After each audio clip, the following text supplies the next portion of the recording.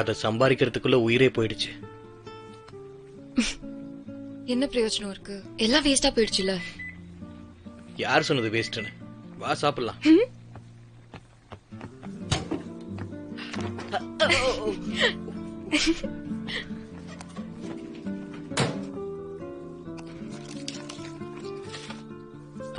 ஆரம்பி.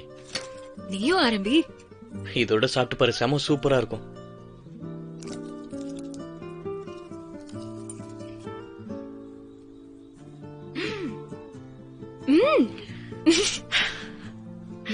ரொம்ப ருசியா இருக்குப்பா.